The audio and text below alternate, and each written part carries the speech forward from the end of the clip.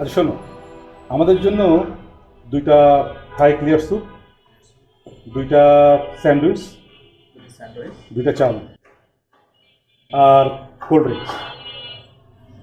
Sir কিছু লাগবে? তুমি আর কিছু নেবে? না। ঠিক আছে, আচ্ছা। স্যার আমার 15 থেকে 20 মিনিটের মতো লাগবে। ও ঠিক আছে। Thank you sir.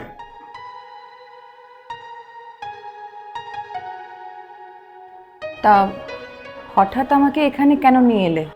তোমাকে একটা কথা বলার জন্য। কথা? কি কথা বলো?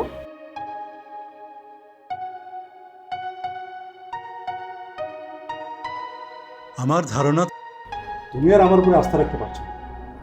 আস্থার উপর বিশ্বাস। তুমি ভুল বলছো।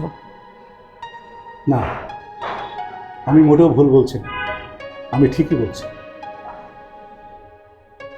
সঠিক গন্তব্যে তারাই পৌঁছায় যাদের লক্ষ্য অবিচল। আমাদের এই গন্তব্যের কোনো ঠিকানা নেই, আছে ভাবে? আচ্ছা, আমি যদি তোমাকে বলি চলো আজই আমরা বিয়ে করে ফেলি, পারবে? বিয়ে? আজই?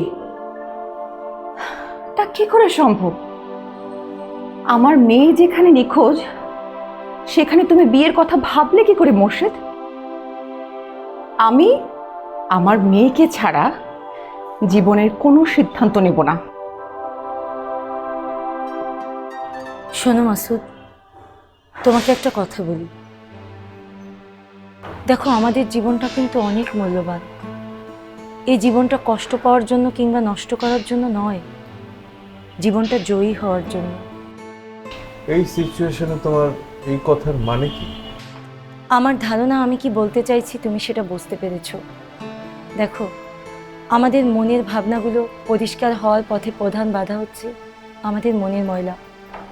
তুমি সেটাকে আবর্জনাও বলতে পারো। তোমার মনের ময়লাকে পরিষ্কার করো। দেখো, আমার মনে হয় আমাকে বিয়ে করলে তুমি সুখী হবে না। আমার মনের মধ্যেও যে ময়লা নেই তা কিন্তু নয়, কিন্তু আমি আকাশের মতো উদারও হতে পারবো না। তাই তোমাকে বলছি, তুমি ফাহমিদার কাছে ফিরে যাও। ওকে সঙ্গে নিয়ে তুমি মেয়েটাকে খুঁজে বের করো। এই মুহূর্তে এটাই তোমার প্রধান দায়িত্ব হওয়া উচিত। আমি কি বলতে চাইছি তুমি নিশ্চয়ই সেটা বুঝতে পেরেছো।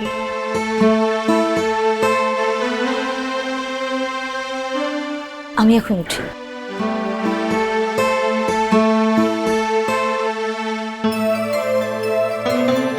আমি কি তোমার হাতটা একটিবার ধরতে পারি?